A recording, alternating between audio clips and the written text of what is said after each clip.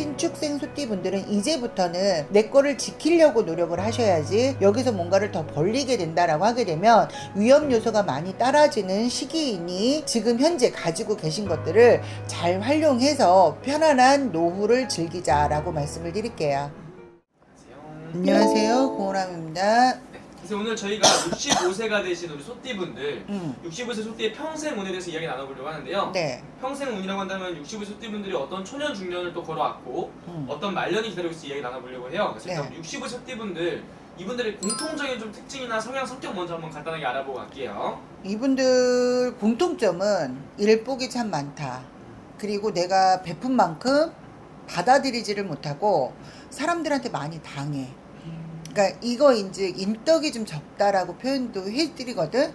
그랬을 때 보면 초년에 내가 부모 밑에서 학교를 다니고 내 욕심껏 예를 들어서 학교를 뭐 끝까지 대학까지 마쳤거나 이랬다 하더라도 일복은 되게 많이 터져서 그 근무의 시간이 길든가 뭐 이런 일적인 거에 대해서 많이 했지만 거기에 따른 대가성이 되게 적었다라든가 이러면서 퐁당퐁당 쉽게 얘기해서 수월하게 넘어간 게 아니라 지지리도 복도 없이 넘어가셨던 분들이 상당히 많다.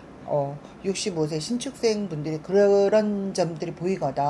그랬을 때 보면 일복이 상당히 많다는 건 모든 게 빠릇빠릇하게 행동도 잘하고 쉽게 얘기해서 진짜 뭐 일도 되게 열심히 하고 인정은 받아요. 근데 거기에 따른 대가가 좀 많이 적었다. 제가 보기엔 그렇거든. 그리고 우리네 같은 종교적인 쪽으로 일을 가시는 분들도 의외로 많으신 분이 또 신축생 소띠. 그래서 인간의 풍파, 금전의 풍파를 초년에 많이 겪으셨을 거야. 그래서 아무리 내가 노력을 했다 하더라도 손에 쥔 거는 없고 맨날 밑빠진 독에 물 붓겨야 되고 내가 아무리 잘했어도 내 공이 남한테 뺏겨야 되고 이런 것들을 되게 많이 겪으셨다 소리가 나와요. 그러면 이분들은 초년에 좀 여러 가지들이 많았었던 것 같은데. 네, 풍파가 되게 많았어. 이분들 가장 힘들게 했던 부분이 좀 어떤 부분일까요, 선생님? 금전적인 거 하고 가정을 이뤘다 하더라도 가정 내에서 인정을 받았다라기보다는 묵묵히 그냥 내 자리를 지켜서 열심히 살았음에도 불구하고 인정을 못 받은 그런 케이스. 그래서 여성분들 같은 경우에는 일찍 결혼했다라고 하게 되면 실패수가 되게 많고 또 그렇지 않고 내가 이제 가정을 지키고 간다라고 해도 가장 아닌 가장 역할을 해오신 분들이 상당히 많은 띠가 이분들로 해당이 되거든. 그렇기 때문에 일적인 부분에 있어서는 진짜 일복 터졌다. 그럼 선생님 이분들 같은 경우는 내가 뭐 장남 장녀 이런 게 아니라고 하더라도 초년에서부터 내가 일을 더 많이 해서 네. 장남 장녀 역할 하신 분들도 많겠어요. 상당히 많아요. 그러니까 내가 뭐 자녀여도 집안의 가장으로서의 역할을 되게 많이 하셨고 또 남성분들 같은 경우에도 똑같아. 의외로 이상하게 일복이 상당히 많거든. 죽어라고 밭일을 하든 아니면 직장일을 하든 뭐를 하든 해서 내가 그 가정을 이렇게 세워야 돼. 중심부가 돼야 돼. 그래서 왜 나도 내가 여유가 없지만 나한테 손을 벌리거나 아니면 내가 부모를 공양을 해야 되거나 맞이 아닌데도 이러면서 내가 가장 아닌 가장 역할을 해야 되는 분들이 상당히 많거든. 이 신축생 소띠분들이. 그래서 진짜 어려움도 되게 많았고 그만큼 힘든 고비고비가 많았고 그러면서 눈물 지을 일도 많이 있었다. 나는 그렇게 보여져요. 그러면은 이분 같은 경우는 초년에서부터 어떻게 보면 내가 내 걸 만들어 나가야 되는 자우성가의 팔자를 가지신 분들이라 말씀해 주셨는데 네. 중년으로 넘어오면서부터는 좀 어떤 일들이 좀 있으실까요? 중년으로 넘어오면서부터는 조금 안정된 생활을 좀 많이 하셨어. 그 일부, 그러니까 왜 쉽게 얘기해서 다 그런 거는 아니지만 일부는 돈도 되게 많이 벌었고 그 끝에 이제 명예도 없고 그리고 어느 정도의 자리매김을 정확히 해놓으신 분들이 의외로 많은 띠가 이제 신축생 소띠분으로 보이고 초년에 내가 예를 들어서 어떤 직장을 다니고 있었지만 이게 좀 한번 바뀌면서 직업군이 바뀌면서 다른 일을 하시고 거기에서 또 어느 정도 명예를 얻어가시는 분이 의외로 많은 띠가 또 신축생 소띠분들이시다 소리가 나와. 그래서 중년에는 어느 정도 내가 노력한 만큼 받쳐지는 부분이 있기 때문에 금전은 좀 벌었다. 또 의외로 금전이 갖다 버리신 분들도 있겠지만 그거는 성향에 따라서 신축생 소띠분들이 되게 바지런하신 분들이 되게 많거든요. 근데 이제 왜 월생이 조금은 달라지면서 예를 들면 동지섣달생이라든가 이제 이런 분들 같은 경우에 좀 게으르신 분들도 있단 말이야. 그렇기 때문에 내 그릇 밥그릇을 채우지를 못하고 벌었다 하더라도 한순간에 탕진이 되고 힘들었던 분들도 분명히 계시지만 중년에는 금전이 발복이 되면서 많이 벌어들여지는 시기가 중년의 기운으로 보여져요. 그래서 이분들은 중년에 내가 자리를 잘 잡았어야 돼. 그러니까 쉽게 얘기해서 40대, 50대 이때는 내가 어느 정도 명성을 얻어가야 되는 그런 시기거든. 네. 음. 4, 50대요.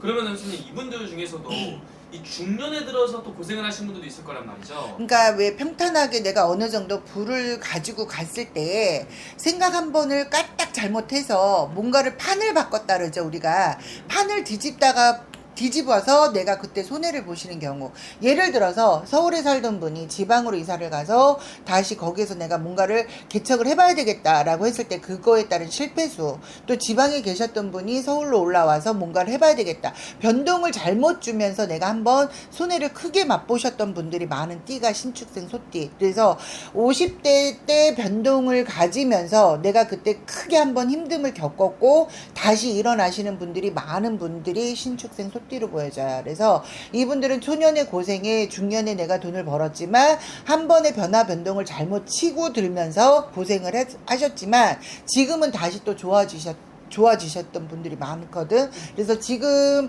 65세 기준으로 봤을 때는 지금은 조금 평탄해, 마음도 편안하고 이 정도면 됐지, 잘 살았지 라는 마음이 위안을 삼고 가시는 분들이 많은 띠로 보여져요. 그러면 스님, 이분들 쌤 바라봤을 때 이런 좀 인간관계 속에서라든지 이런 인덕이라든지 이런 것들은 좀 어떤 편에 좀 속하시는 분들이 많은 것 같으세요? 아까 초반에 제가 말씀드렸죠. 인덕은 없다.